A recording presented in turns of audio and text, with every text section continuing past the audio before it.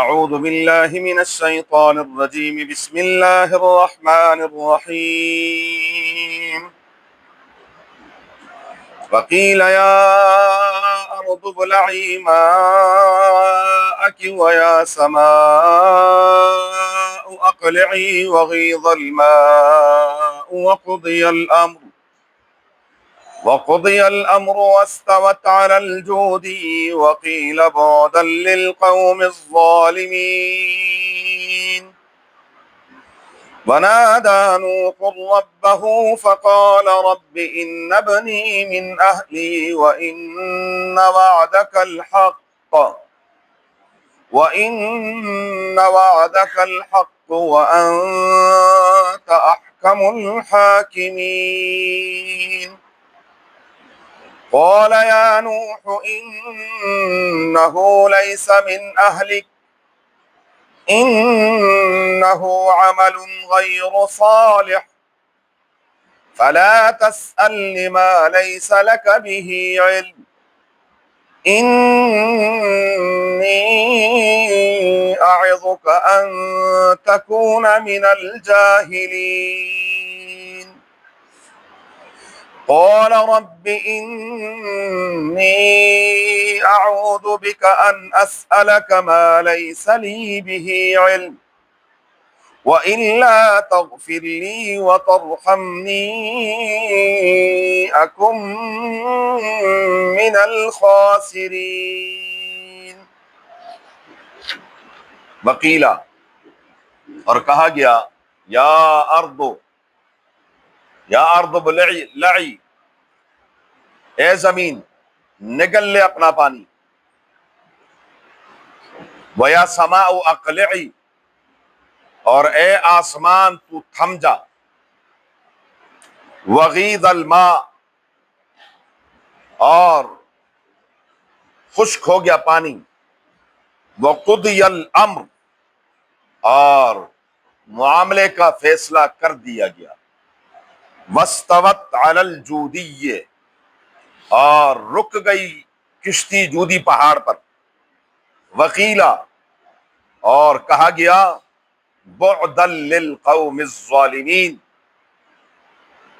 دوری ہے اللہ کی رحمت سے ظالموں کے لیے ونادى نوح اور پکارا حضرت نوح علیہ السلام نے ربہ اپنے پروردگار کو فقال عرض کرنے لگے رب اے میرے پروردگار ان ابنی من اہلی بے شک میرا بیٹا میرے اہل میں سے ہے وان وعدک الحق اور بے شک تیرا وعدہ سچا ہے وانت احکم الحاکمین اور تو سب سے بڑا حکم کرنے والا ہے قال اللہ رب العزت نے فرمایا یا نوح اے نوح علیہ السلام انہ لیس من اہلک یہ آپ کی اہل میں سے نہیں تھا انہ عمل غیر صالح بے شک اس کا عمل اچھا نہیں تھا فلا تسألنی بس آپ مجھ سے سوال نہ کیجئے ما لیس لک بہ علم اس کا جس کا آپ کو علم نہ ہو انی اعظک میں آپ کو نصیحت کرتا ہوں رب فرماتے ہیں ان تکون من الجاہلین کہیں آپ نادانوں میں سے نہ ہو جائیں قال حضرت نوح علیہ السلام عرض کرنے لگے رب اے میرے پروردگار اعوذ بک میں پناہ لیتا ہوں تیری ذات کے ساتھ ان اسألک یہ کہ میں آپ سے سوال کروں ما لیس لی بہ علم وہ جس کا مجھے علم نہیں ہے وَإِلَّا تَغْفِرْ لِي اور اگر تو بخشش نہیں فرمائیں گے اگر پروردگار آپ بخشش نہیں فرمائیں گے وَتَرْحَمْنِي اور آپ مہربانی فرمائیں گے نہیں تو اکم من الخاسرین ہو جاؤں گا میں نقصان اٹھانے والوں میں سے وَقِيلَ يَا أَرْضُ ابْلَعِي مَاءَكِ وَيَا سَمَاءُ سورہ ہود کی آیت نمبر 44 سے ہیں 47 تک گزشتہ آیات میں گزر چکا ہے کہ جب نوح علیہ السلام اپنے تینوں بیٹوں اور بہوؤں کے ساتھ اور اہل ایمان کے ساتھ کشتی میں سوار ہو گئے اور کشتی چل پڑی اللہ کے نام سے، بسم اللہ مجریہا و مرساہا ان ربی لغفور الرحیم. اب یہ چل رہی تھی پانی کے موجوں میں، اچانک نوح علیہ السلام کی نظر پڑی اپنے بیٹے پر، اور وہاں بیٹے کو بڑا سمجھایا کہ بیٹا آ جاؤ، لیکن وہ نہ مانا. انہوں نے کہا میں پہاڑی کی چوٹی پہ چڑھ جاؤں گا. یہ اتنے میں ایک موج ہے، وہ پھینکا، وہ غرق ہو گیا اور کشتی چلتی رہی. اللہ کو منظور تقریباً زیادہ تر مفسرین فرماتے ہیں کہ 6 ماہ 17 دن کشتی پانی پر تیرتی رہی. آخر میں پروردگار عالم کا حکم آیا، یا اردو، اے زمین اپنا پانی نگل لے. پہلے حکم تھا کہ وفارت تنور، زمین نے پانی اگل دیا اور آسمان نے موسلادھار بارش چھوڑ دی، اور اب رب کا حکم ہوا کہ بس زمین سے کہا اپنا پانی نگل لے. اب چوس لیا اس نے اپنا پانی، اور آسمان سے کہا کہ تو بھی تھم جا، بس اب اور نہیں برسنا. اس لیے آب و خاک و آب و آتش زندان، خاک و باد آب و آتش زندان. یہ خاک، یہ مٹی، یہ پانی، ہوا، آگ، یہ سب زندہ ہیں. بامنو تو مردبا حق زندان. ہم سمجھتے ہیں یہ مردہ ہے، لیکن حق یہاں کیا ہے؟ اللہ تبارک و تعالیٰ نے زمین سے فرمایا بس اب جو پانی ہے اس کو کیا کر لے، چوس لے، نگل لیا.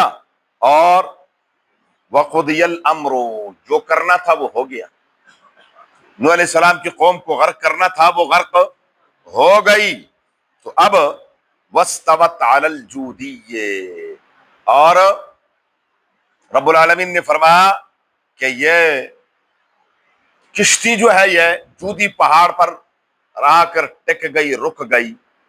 اور جودی پہاڑ یہ عراق کے جو پہاڑی سلسلہ ہے ان میں سے ایک پہاڑ ہے، اور یہ سطح سمندر سے تقریباً 20,000 فٹ بلند پہاڑی ہے. اس کے اوپر آ کر وہاں پر کشتی وکیلا، اور اللہ تبارک و تعالیٰ نے فرمایا بعدا للقوم الظالمین، دوری ہے اللہ کی رحمت سے ظالم قوم کے لیے. ان کو کتنا سمجھایا لیکن یہ سمجھے نہیں. اب نوح علیہ السلام کے ذہن میں وہ بات تو تھی جو بیٹا، اولاد بڑی عجیب چیز. اب یہ ہے کہ نوح علیہ السلام کا دل بھر آیا. فرمایا ونادى نوح ربہ، عرض کرنے لگے نوح علیہ السلام، پروردگار ان ابنی من اہلی، پہلے گزر چکا ہے کہ اذا جاء امرنا وفارت تنور، جب ہمارا حکم آ جائے اور تنور میں سے پانی ابل پڑے تو ہم نے کہا قل نحمل فیہا من کل زوجین اثنین واہلک، ہر چیز کا جوڑا اور اپنے گھر والوں کو. تو فرمایا ان ابنی من اہلی، میرا بیٹا بھی تو کیا ہے، میری آل میں سے. وَإِنَّ وَعْدَكَ الْحَقُّ، پروردگار تیرا وعدہ سچا ہے. وَأَنْتَ أَحْكَمُ الْحَاكِمِينَ، اور تو سب سے بڑا حکم فرمانے والا ہے، انصاف کرنے والا ہے. تیرا کوئی کام حکمت سے خالی نہیں ہے، بس صرف حکمت جاننا چاہتا ہوں، یہ سب سے بہترین توجیہ ہے. ورنہ یہاں پر کچھ لوگوں نے غلطیاں کی ہیں جو 10 رسالے پڑھ کر مفسر بنتے ہیں بغیر استاذ کے. افسوس یہ ہے کہ بغیر استاذ کے موٹر سائیکل کا کوئی مکینک نہیں بنتا، کوئی پلمبر بغیر استاذ کے، کوئی الیکٹریشین بغیر استاذ کے نہیں بنتا، ایک مستری بغیر استاذ کے لیکن مفسر بن جاتے. بس 2-4 رسالے اردو بازار سے خریدے، اور جب کسی کام کا نہیں رہتا تو کہتے ہیں جی ہاں جی حاجی صاحب کی کر رہے ہو آج کل، فارغ ہو گئے تسی، ریٹائر ہو گئے؟ ہاں جی ریٹائر ہو گئے. آج کل میں ذرا تفسیر سے کم کر رہے ہیں. جب ہر چیز سے کیا ہو جائے، ریٹائر ہو جائے، تو وہ کیا کرتا ہے پھر؟ بے استادے بیڑا غرق کر دیتے ہیں، بے استادے بیڑا غرق کر دیتے ہیں۔ مجھے یہ بات بڑی اچھی طرح یاد ہے، کسی زمانے میں مجھ پر یہ بھوت سوار ہوا کہ میں نے کچھ تھوڑا سا کام کرنا ہے اردو بازار میں، تو ایک بڑے اچھے آدمی کے پاس میں گیا، کسی نے کہا جی وہ آدمی بڑا اچھا ہے اور اس سے آپ مشورہ کر لیں۔ میں گیا، اس نے ایک عجیب جملہ کہا، اس نے کہا قاری صاحب مارکیٹ میں بے استادے آ گئے ہیں، انہوں نے بیڑا غرق کر دیا ہے۔ مارکیٹ میں بے استادے آ گئے ہیں، انہوں نے بیڑا غرق کر دیا ہے، ان کو کچھ پتہ نہیں ہے، وہ خود بھی ڈوبتے ہیں، اپنے ساتھ کئی اوروں کو بھی لے ڈوبتے ہیں، کیونکہ بے استادے ہوتے ہیں، ان کو پتہ ہی نہیں ہوتا کہ کام کیسے کرنا ہے۔ تو بات یہ ہے کہ ہر کام کے لیے کیا ہے؟ استاد، لیکن بس صرف یتیم کون ہے؟ اللہ کا دین ہے، یہ خود بخود آج یہ ایک بہت بڑا فتنہ ہے۔ اور چھڈو مولویوں کی کرنا ہے، آپ پڑھو قرآن، آپ حدیث پڑھو، بخاری ملتی ہے بازاروں، ادھر وہ 12 سال ایڑیاں رگڑتا ہے، مارے کھاتا ہے، راتوں کو جاگتا ہے، ماں باپ سے دور بیٹھ کر تکلیفیں برداشت کرتا ہے، گرمی سردی سہتا ہے، 10 سال بعد کہیں جا کر بخاری پڑھتا ہے، اور یہاں پر حضرت صاحب کیا ہے؟ سیدھے اردو بازار گئے، اور ہو بھی میرا جیسا جس کو اردو بھی پڑھنی نہ آتی ہو، اردو بھی۔ ہمارے استاد اس کی مثال دیتے تھے کہ وہ ایک بندہ نماز پڑھے، یوں ہل رہا جھوم رہا ہے، میں نے کہا بھائی کیا کر رہا ہے؟ انہوں نے کہا بخاری میں لکھا ہے۔ بخاری میں کہاں لکھا ہے؟ انہوں نے کہا بخاری میں لکھا ہے کہ ہل کے نماز پڑھ۔ کیا لکھا ہوا تھا؟ ہلکی نماز پڑھ، لکھا ہوا کیا تھا؟ فَلْيُخَفِّفِ الصَّلَاةَ، حدیث ہے، جب تم امامت کرو تو لمبی، بہت زیادہ لمبی نماز نہیں، بلکہ کیا کرو؟ ہلکی، ہلکی وہ نہیں جو آج کل ہلکی ہے، یہ بھی بتا دوں، یہ بھی بہت بڑا ظلم ہے اور نادانی جہالت ہے۔ اللہ معاف فرمائے، یہ سنت تقریباً متروک ہو چکی ہے، متروک ہو رہی ہے مسجدوں میں۔ بس بہترین مولوی صاحب کون ہے؟ بس والعصر انا اعطیناک الکوثر، جی القارعہ الہاکم التکاثر پر فجر کی نماز، اللہ رسول فقہ کی تمام کتابوں میں ہے، کم از کم 40 سے 60 آیتیں فجر میں، 40 سے 60۔ کچھ صحابہ ہے، ایک صحابی کے بارے میں عرض کرنے لگے کہ حضور یہ بڑی لمبی لمبی نمازیں پڑھتے ہیں، بہت لمبی قراتیں کرتے ہیں، ہم تو کسان لوگ ہیں، سارے دن کے تھکے ہوئے ہوتے ہیں، اور کسان حقیقت میں یہ ہے کہ کھیتی باڑی تو مشکل ترین کام ہے، کمر ٹوٹ جاتی ہے، اور ہم سارا دن کے تھکے ہوتے ہیں، لمبی لمبی نمازیں پڑھتے ہیں، تو پھر ہم تھک جاتے ہیں۔ رسول اللہ مبارک نے فرمایا کہ فَلْيُخَفِّفِ الصَّلَاةَ، کہاں ہے؟ فرمایا آپ جو اتنی لمبی لمبی نمازیں پڑھاتے ہیں، وہ جو ہلکی ہے وہ کیا ہے؟ فرمایا اذا الشمس کوورت پڑھ لیا کرے عشاء میں، ہاں کس میں؟ عشاء میں۔ ویل للمطففین پڑھ لیا کرے، والسماء ذات البروج پڑھ لیا کرے، هل اتاک حدیث الغاشیہ پڑھ لیا کرے، لا اقسم بہذا۔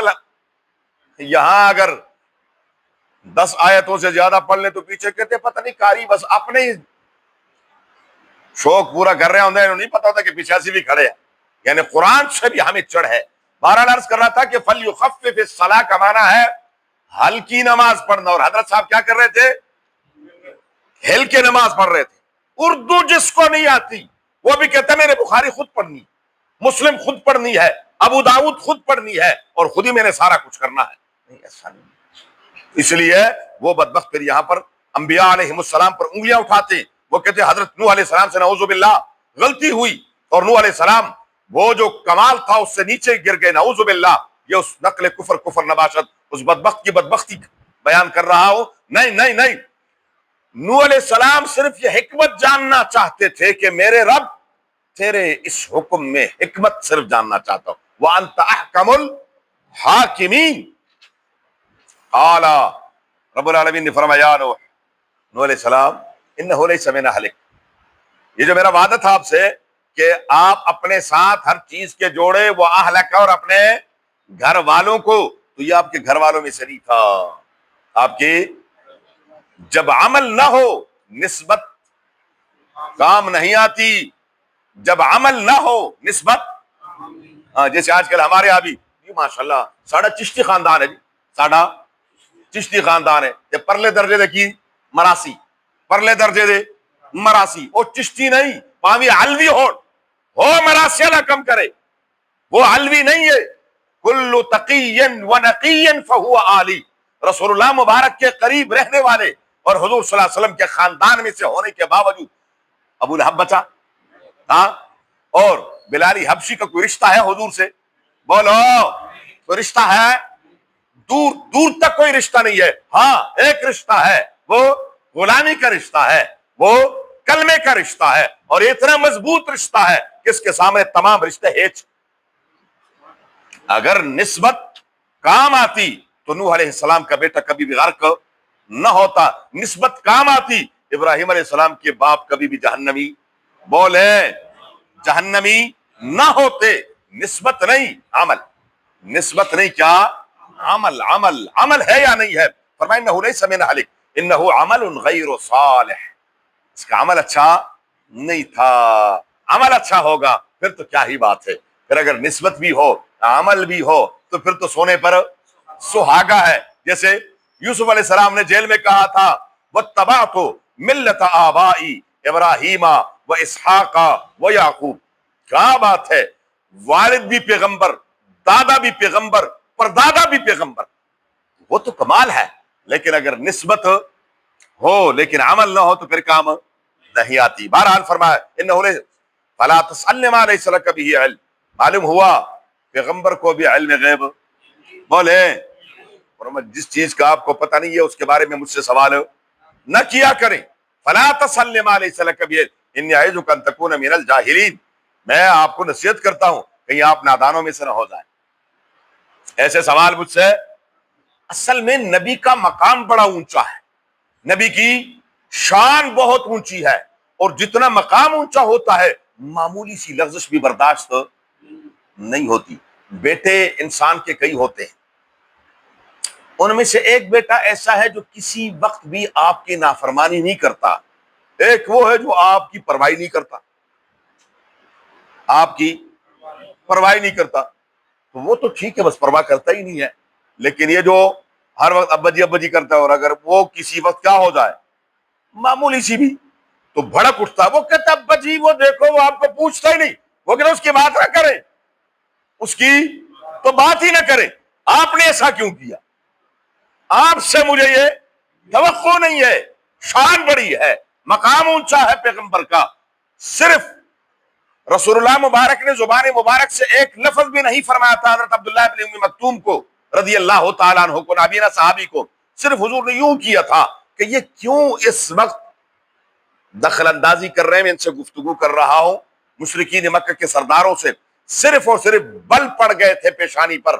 رب کو پسند نہ ہے، فرمایا عبس و تولی ان جاءہ العامہ، رب العالمین نے کیا کر دیا، ڈانٹ دیا اپنے محبوب صلی اللہ علیہ وسلم کو کہ میرے محبوب نہیں آپ کی شان بڑی اونچی، آپ کا مقام بہت اونچا ہے، تو اس لیے فرمایا رب، نوح علیہ السلام نے فوراً فرمایا اے میرے پروردگار انی اعوذ بک ان اسألک ما لیس لی بہ علم، میں تیری پناہ چاہتا ہوں، تیری پناہ میں آتا ہوں، کس بات سے، ان اسألک ما لیس لی بہ علم، یہ کہ میں آپ سے سوال کروں اس چیز کا جس کا مجھے علم نہیں ہے، تو خوب جانتا ہے تیرے ہر کام میں کیا ہے، حکمت ہے، اور پروردگار اگر تو بخشش نہیں کرے گا، میرے رب اگر آپ مہربانی نہیں فرمائیں گے، وہ آدم علیہ السلام نے بھی کیا کہا، ربنا ظلمنا انفسنا وان لم تغفر لنا وترحمنا لنکونن من الخاسرین، یہاں پر بھی حضرت نوح علیہ السلام بھی وہی تقریباً الفاظ، وَإِلَّا تَغْفِرْ لِي، رب العالمین اگر آپ بخشش نہیں فرمائیں گے آپ جائیں گے کہاں، کوئی اور در ہے، تیرے در کے سوا کوئی دوسرا در ہے جہاں سے ناراض ہو کر کسی اور در پہ چلے جائیں، نہیں ہے، وَإِلَّا تَغْفِرْ لِي وَتَرْحَمْنِي، اور مہربانی بھی کس نے کرنی ہے، تو نے ہی کرنی ہے رب العالمین، اکم من الخاسرین، اگر بخشش نہ ہو، مہربانی نہ ہو تو پھر تو سراپا نقصان ہی نقصان ہے، خسارہ ہی خسارہ ہے، ہلاکت ہی ہلاکت ہے۔ اس لیے فرمایا رب العالمین کوتاہی معاف فرما دے۔ فرمایا وَقِيلَ يَا نُوحُ اهْبِطْ بِسَلَامٍ مِّنَّا، اب یہ درمیان میں وہ تھا، اب کشتی جو ہے وہ جودی پہاڑ پر رک گئی ہے۔ اب رب العالمین نے فرمایا کہ نوح علیہ السلام اب کشتی سے اتریے، اس کا ذکر انشاءاللہ زندگی کے پھر۔ اللہم صلی علی محمد وعلی آل محمد کما صلیت علی ابراہیم وعلی آل ابراہیم انک حمید مجید۔ اللہم بارک علی محمد وعلی آل محمد کما بارکت علی ابراہیم وعلی آل ابراہیم انک حمید مجید۔ اللهم ارحمنا بالقرآن العظيم، اللهم ارحمنا بالقرآن العظيم، اللهم ارحمنا بالقرآن العظيم واجعله لنا إماما ونورا وهدى ورحمة يا رب العالمين۔ اللهم ذكرنا منه ما نسينا وعلمنا منه ما جهلنا وارزقنا تلاوته آناء الليل وأطراف النهار واجعله لنا حجة يا رب العالمين۔ اللهم نور قلوبنا بالقرآن وزين أخلاقنا بالقرآن ونجنا من النار بالقرآن وادخلنا الجنة بالقرآن۔ ربنا اغفر لنا ولوالدينا ولأساتذتنا ولمشايخنا ولمن له حق علينا ولجميع المؤمنين والمؤمنات والمسلمين والمسلمات الأحياء منهم والأموات۔ اللهم يا مقلب القلوب، اللهم يا مصرف القلوب، ثبت قلوبنا على دينك وطاعتك۔ اللهم حصل مرادنا ويسر أمورنا بجاه حبيبك المصطفى ونبيك المرتضى صلى الله عليه وآله وأصحابه أجمعين برحمتك يا أرحم الراحمين۔ جزاكم الله۔